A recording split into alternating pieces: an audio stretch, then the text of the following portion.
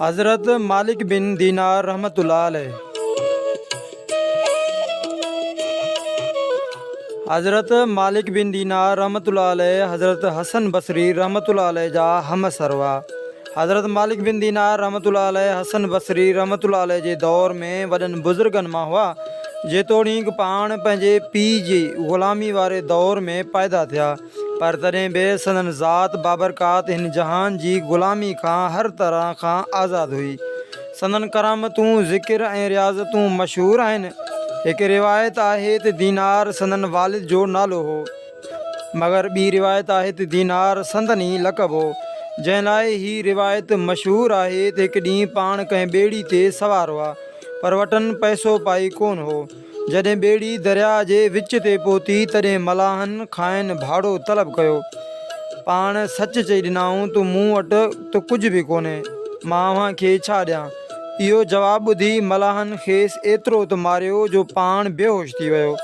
जॾहिं होश में आयो तॾहिं वरी बि मलाहनि खाइनि भाड़े जी घुर कई, पर जीअं त खेनि वटि कुझु हो ई कोन, तंहिं करे वरी बि साॻियो ई जवाबु ॾिनऊं। उन ते मलाहनि ॿीहर खेनि मारणु शुरू कयो। न सिर्फ़ु एतिरो, हिन दफ़े खेनि टंगो टाली करे दरिया में फिटो करण ते घुरियऊं। एतिरे में दरिया जूं मच्छियूं पंहिंजे पंहिंजे वात में हिकु हिकु दीनार खयूं ॿाहिरि निकिरी आयूं। पाण हिकु मच्छी खां हिकु दीनार वठी मलाहनि जे हवाले कयऊं। मलाहनि जॾहिं इहो मामिलो ॾिठो तॾहिं ॾाढो हैरान थी विया ऐं शर्मिंदा थी संदन पेरनि ते किरी पिया ऐं खेनि माफ़ी वठणु लॻा। लेकिन पाण ॿेड़ी मां लही दरिया ते हलंदे ग़ाइब थी विया ऐं पोइ पाण दीनार जे लक़ब सां मशहूरु थी विया।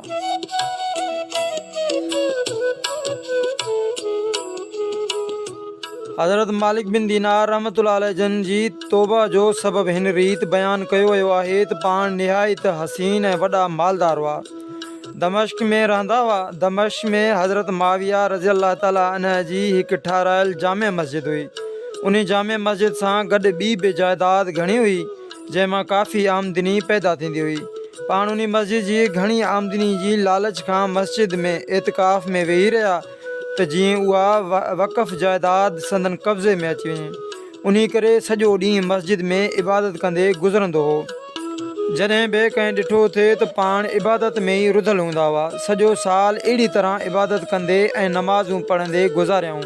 माण्हू खेनि वॾो आबिद ऐं ज़ाहिद सम्झणु लॻा, पर पंहिंजी दिलि ई दिलि में पाण खे मलामत कंदा हुआ।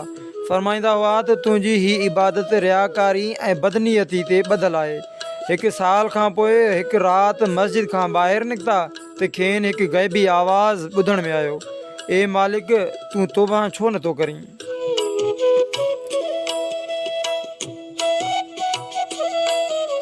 पाण जॾहिं उहा आवाज़ ॿुधाऊं त हैरान थी मस्जिद में वापसि आया ऐं दिलि में सोचियाऊं त हिकु साल खां वठी मां मुनाफ़िकी ऐं रियाकारी वारी इबादत कंदो रहियो आहियां।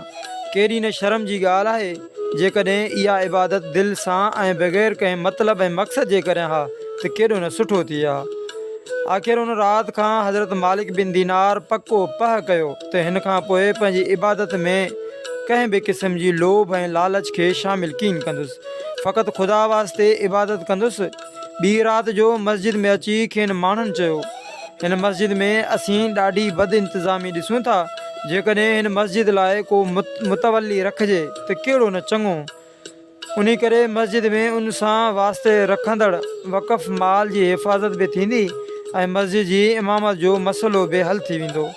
उन ॻाल्हि ते सभिनी मुतफ़िक़ थी हज़रत मालिक बिन दीनार रहमतुल्लाह अलैह खे मस्जिद जो मुतवली बनाइण जो इरादो ज़ाहिर कयो। पोइ संदन ख़िदमत में अची खेनि अर्ज़ु कयऊं त असांखे अव्हां खां वधीक भलारो ॿियो को बि नज़र नथो अचे जंहिंखे मस्जिद जो मुतवली बणायूं। तंहिं करे असीं सभई इन ॻाल्हि जी सिफ़ारिश था करियूं त मस्जिद जी ज़िमे जेका बि जाइदाद आहे तंहिंखे अव्हां पंहिंजी हिफ़ाज़त में आणणु क़बूलु करियो। उन ते पाण दिलि में चयूं, ए अल्लाह, पूरो हिकु साल रियाकारी जी इबादत कयमि त कंहिं बि मूं ॾांहुं तवजा कोन ॾिनो, ऐं हाणे जॾहिं सिर्फ़ु हिकु राति सची दिलि सां तो ॾांहुं मुतवजा थियसि ऐं पंहिंजी यकीन खे दुरुस्त कयमि, तॾहिं तो 30 माण्हू मूं ॾे मोकिलिया। जंहिं ॻाल्हि लाइ मूं पूरो हिकु साल ज़ाया कयो हो, उन ॻाल्हि जी ज़िमेवारी मुंहिंजे हवाले कयऊं। पर सारे आलिम जा सरजिंदड़ मूंखे तुंहिंजी इज़त ऐं जलाल जो कसम आहे त हाणे मां इहा ॻाल्हि पाण क़बूल न कंदुसि। ऐं पोइ माण्हुनि खां पाण छॾाए मस्जिद खां ॿाहिरि निकिरी विया ऐं ज़िकिर ऐं फ़िकिर में मशगूल थी विया।